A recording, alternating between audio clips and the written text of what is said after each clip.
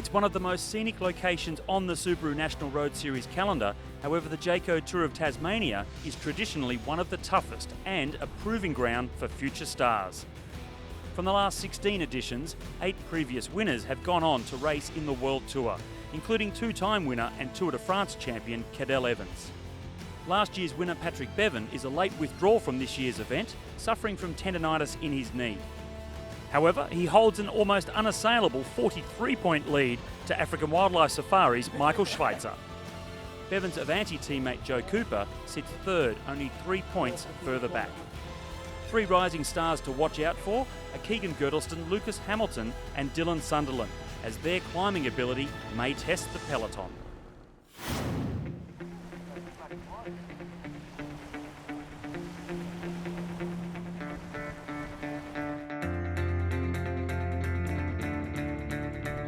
Well, as always, we're expecting some really tough racing here at the Tour of Tasmania. It has 5 road stages, but it starts just here in Baskerville at the motor racing circuit just north of Hobart, and it's a 2-kilometre lap, Prologue individual time trial, and the riders have to be very much ready for this one because it's a tough little course with a massive hill. With the series leader Patrick Bevan not starting due to injury, it really does open the door for his teammate Joe Cooper, and also riders like Dan Fitter, young Keegan Girdleston as well, and the big power man Sean Lake. It's 2Ks and everyone's going to have to go flat out. It's windy, technical, and there's been nothing like it before in NRS. Before the race got underway, there was a lot of concern amongst the race officials with wind gusts getting up to 89 kilometres per hour. In the end, they decided it was good enough to go. Amongst the early riders to depart were 2 big favourites in Peter Bulling, New Zealand Team Pursuit World Champion, and Joe Cooper from Avanti Racing. The wind conditions were throwing up lots of surprises amongst the riders, and one of them to surprise was Pat Lane as he came through to set a best time of 2:34.9. With a point to prove, the Charter Mason racing team tried to take charge, and one of their underdogs, Josh Taylor, came through with a new best time, 2:33.9, 1 second ahead of Lane. Dan Fitter, Taylor's teammate from Charter Mason, powered off the start line, but overcooked it in one of the early corners and was blown off the course. The next motivated Charter Mason rider to start was Sam Crone.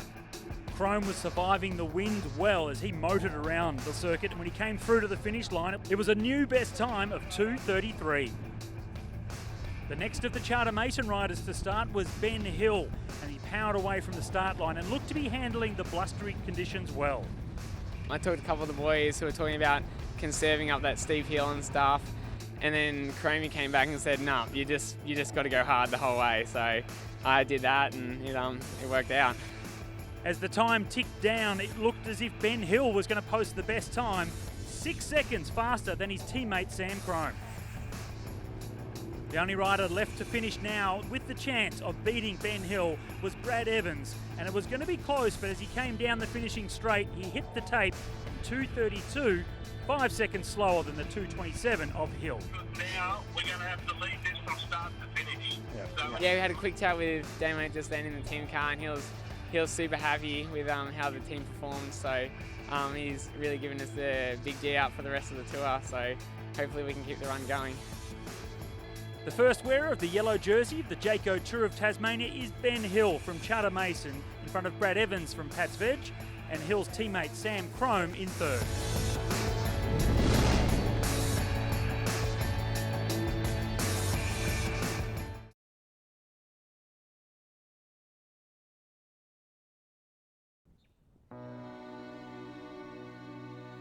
Tour of Tasmania has produced so many great champions over the years. We mentioned Oppie won the first one in 1930, and Fatty Lamb, and then Russell Mockridge, and then Donnie Allen, Michael Wilson, one of the greats from Tasmania, who gets forgotten about because one of the first Australians to ever finish top 10 in the Grand Tour, finished in the top 10 in the Giro, and lives just near where the course goes this year with his wonderful winery. But and of course Cadel has won it. But Tasmania has produced so many champion cyclists over the years. Richie Port, everyone talks about now. But you had Graham McVilly, Danny Clark, one of our greatest, arguably our greatest ever track cyclist.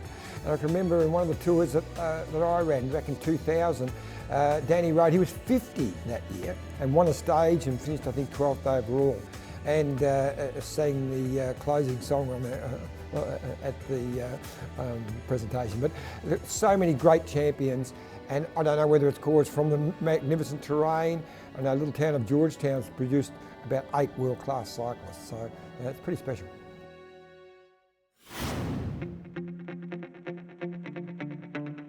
Stage 1 of the Jayco Tour of Tasmania starts from the Lake Pedder Chalet on the banks of Lake Pedder itself. A popular destination for bushwalkers, fishermen and lovers of nature in general. Well, I don't think the riders will be thinking too much about the stunning location where they're racing. It's going to be more about the difficulty of the stage itself. It's 120 kilometres with 2 pretty tough King of the Mountain climbs just before the halfway point, but it's a fairly long run in towards the finish. After a gentle rollout from the Lake Pedder Chalet, the attack started thick and fast, and Jason Lee was the first rider to get away from the peloton. A group of 4 riders picked up Jason Lee to make a group of 5 out in front, and as they approached the first King of the Mountain climb, it looked as if Lee was the strongest rider going up the climb. Eventually Charter and African committed, and then it got to a point with 22 Ks to go where pretty much all the workhorses were running out of gas. And that's when I decided to hit it and bridge across to the break. We knew we would get caught coming to the end because it was just too open. With 15 kilometres remaining in the stage, it was now Sean Lake from African Wildlife Safaris alone out in front. Last few kilometres were just pain, getting bogged down, bringing it back up, and then just trying to get myself to that last corner at the bottom of the hill. As Sean Lake came around the final turn, there was a nasty hill up to the finish line, and his tired legs were able to just hold off the charging peloton led home by Anthony Giacopo in second and Michael Schweitzer, Lake's teammate, in third. Get it done, John! He's going to take it out! Absolutely stoked to get the win in that way. It's it's definitely special. The solo win, even though it ended up on the same time, the long move just feels great. It was a super strong solo performance for Sean Lake to take out the stage ahead of Giacopo and Schweitzer. While Anthony Giacopo now moves into second position, he's only 4 seconds behind the race leader from Charter Mason, Ben Hill.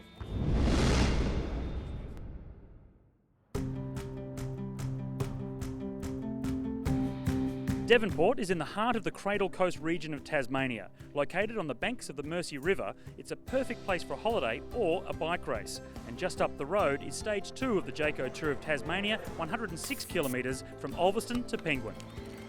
But it is really the Queen stage of the tour. Very difficult, lots of hills, including the infamous Guns Plains climb that comes just short of 30 kilometres from the stage finish. It only took 5 kilometres into the stage before a small group went off the front. It eventually became 5 riders strong. On the hilly course, as they got to kilometre 16, Michael Schweitzer went on alone as the other 4 riders were caught by the main field. After Schweitzer collected the first 2 intermediate sprints and the first King of the Mountain climb, he decided to sit up and go back to the peloton. That was one stupid idea.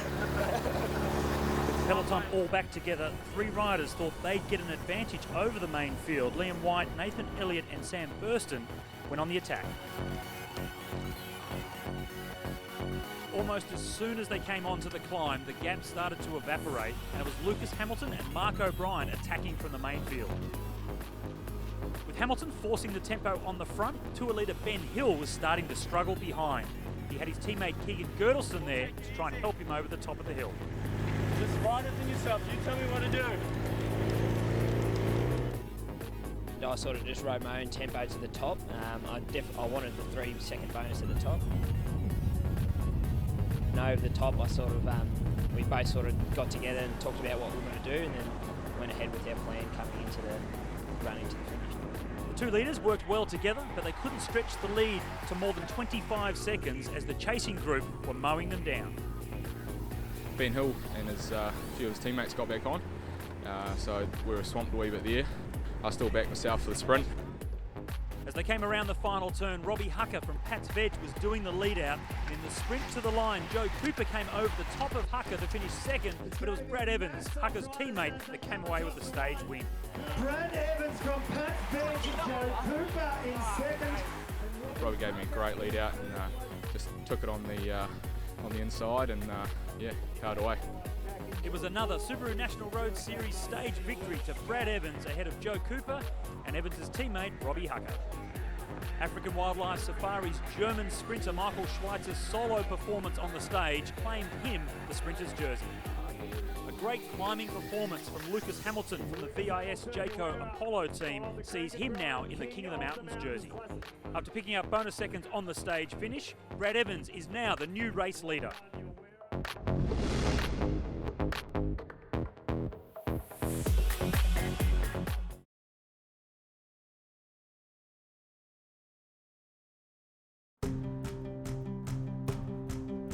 Stage 3 of the Jayco Tour of Tasmania starts in Devonport, which is also the place to start your journey to experience the unexpected. Whilst you are here, take the time to visit the Don River Railway, the Art Gallery, and of course, the apples. Stage 3 of the Jayco Tour of Tasmania is from Devonport to Georgetown, which is famous as the birthplace of one of Tasmania's most famous cyclists, Danny Clark. It's 120 kilometres with 2 King of the Mountain climbs, but they're a long way from the finish, so they may not play much of a role on the stage. What perhaps will, though, is the 3 kilometres of dirt road section where the riders will have to be very cautious. The overnight leader, Brad Evans, holds a very narrow 3-second lead over Ben Hill, but the top 10 riders are spread over only 12 seconds. As always in the Subaru National Road Series, it was a fast start, and with the first intermediate sprint only 3 kilometres into the stage, it was on from the drop of the flag. As the peloton approached the first of the 2 King of the Mountain climbs of the stage, it was once again Lucas Hamilton that went on the attack, chasing the time bonuses up on offer. As they descended off the second King of the Mountain climb, the race had split into 2, and it was Ben Hill that was caught out, left back in the second group, but his chartermates and teammates rallied around him and they started to mount a chase as they came onto the dirt section.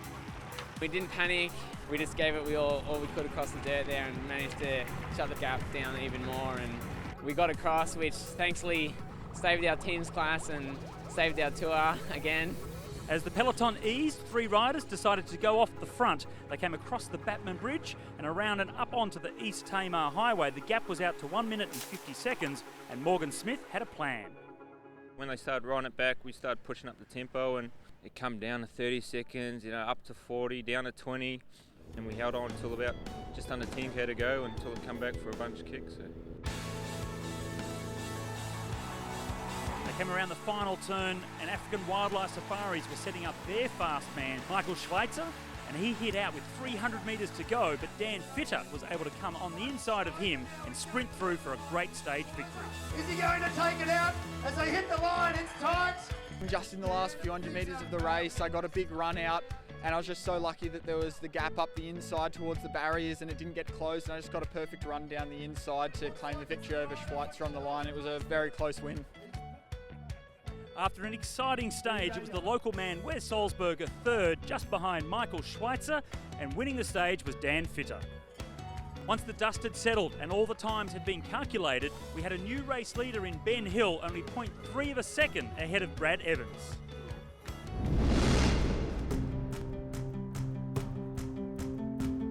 Stage 4 of the Jayco Tour of Tasmania starts from Launceston, and 15 minutes walk from the centre of town is the Cataract Gorge and First Basin. Famous for the walking and hiking trails, and it also has the world's longest single-span chairlift. Well, there'll be no chairlift for the riders today when they get to the final climb, 5 kilometres from the finish in Grindelwald. It's going to be a super tough day today. 93 kilometres, so not too long in terms of kilometres, but just that stressful finish coming to the final hill. With 37 riders, all within 32 seconds of the overall lead, it's all going to come down to that mad dash to the finish. I think a lot of it is going to come down to that last climb, and depending whether Lucas can get a gap over the top and depending how far down I am, hopefully I'll be able to catch him back up by the finish and then take some time bonuses there as well. After a short neutral section, the official stage got underway, and it didn't take long for the first move to go away. As the leaders went over the top of the first KOM, it was Jack Sowery picking up the 3 points. He also picked up the first intermediate sprint and then went solo as the gap came down to 1 minute and 9 seconds.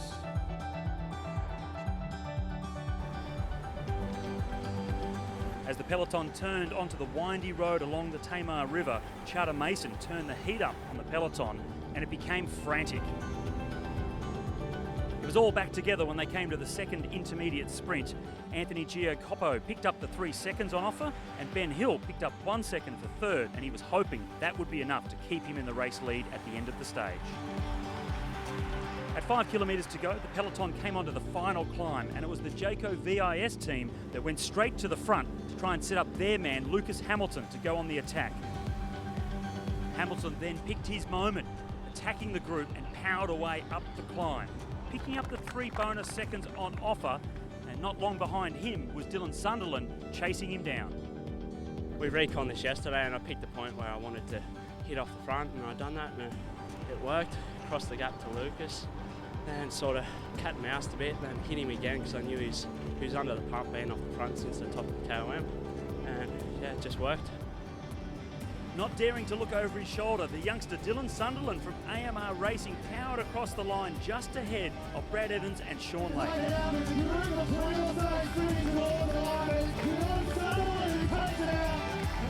I just wasn't going to look back until about 100 to go.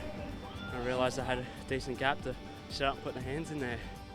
Yet again we see another great performance from a young superstar, Dylan Sunderland, picking up the stage ahead of Brad Evans and Sean Lake. In the Banjo's sprint classification, Michael Schweitzer now has a 4-point lead.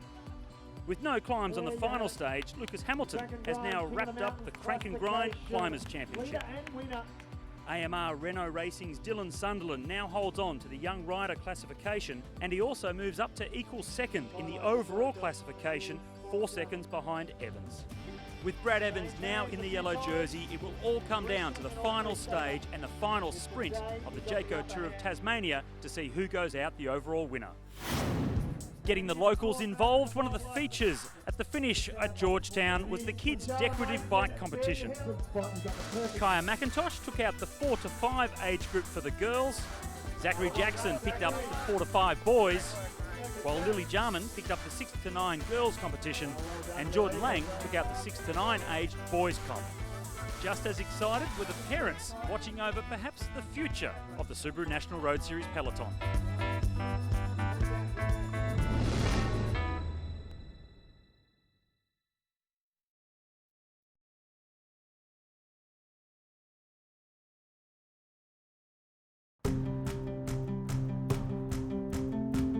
The Tamar River is a 70-kilometre estuary in northern Tasmania and offers a variety of experiences for travellers, including the Tamar Winery Tours and river cruises leaving from Launceston.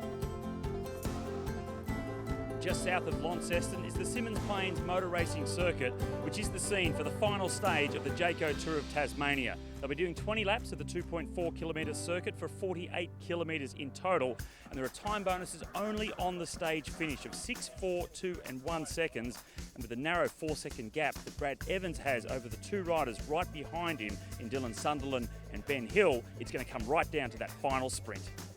Going to try and throw everything at Brad to get rid of him, but as everyone knows, it's going to be super hard, super fast.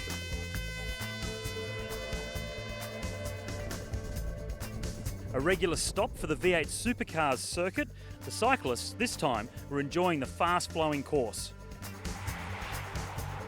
A significant move happened 3 laps into the race, with 5 riders going ahead, including Ed White, Nathan Elliott, Angus Lyons, Darcy Woolley and Sam Burston. The circuit was really good, really fast, quite flowing as well, which was good. Hairpin made it interesting. You come out of that and then it's full gas, straight down the back straight there until the finish. Most of the time when we were riding, we were sitting on 46, 50 down the straights. So when you got a bunch behind you moving at that pace as well, it's obviously hard for us to stay out front and keep it away. The group worked well together, but on such a fast course, it was hard to get more than 30 seconds over the main field, and by lap 9, it was all back together.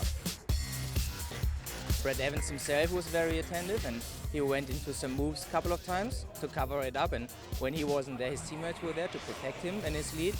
And yeah, it was a really fast race. Tried to launch Lake a few times, get him out and away, and it sort of didn't work. Everyone was watching him too much, and Pats Veg were really driving hard to bring him back.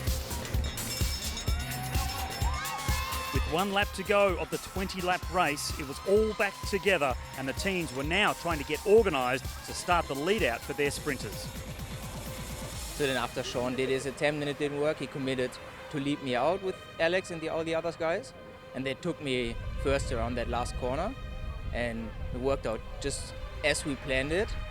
And he rounded the final turn into the finishing straight and blasted away from the peloton to take an impressive stage victory ahead of Brad Evans and Ben Hill. Yeah, I was really delighted with this finish today to win the last bunch sprint of the year on a stage race. And after third place, a second place, and many podiums this year, I'm very happy to get this final victory. It was an elated Pats Veg team taking out their very first overall victory of the Subaru National Road Series. Oh, it's incredible to get a win here. Tour of Tasmania is such a big race, such a prestigious race, and I'm so happy to clinch it. It was so tight. Confirmation of the stage result saw African Wildlife Safari's Michael Schweitzer taking it out ahead of Pats Veg's Brad Evans and Chatham Mason's Ben Hill. Michael Schweitzer also took out the Banjo's sprint competition. In the Crank and Grind King of the Mountains competition, the best climber of the tour was Lucas Hamilton. In the My Local Broker Young Rider classification, the youngster from New South Wales, Dylan Sunderland from AMR Renault, was the winner. The NRM North most aggressive rider for the final stage was African Wildlife Safari's Darcy Woolley. The best team of the tour was Charter Mason Giant Racing Team, and their victory here puts them 1 point ahead of Avanti Racing in the overall Subaru National Road Series team standings. But the overall honours for the Jayco Tour of Tasmania go to Pats Veg rider Brad Evans ahead of Charter Mason's Ben Hill, and third was AMR Renault's Dylan Sunderland. With the absence of Patrick Bevan, his teammate from Avanti Racing, Joe Cooper, collected the overall Subaru National Road Series leader's jersey. Bevan now has an unassailable 32-point lead in the competition. Next up on the Subaru National Road Series, everyone's excited about the 100th edition of the prestigious Melbourne to Warrnambool Classic.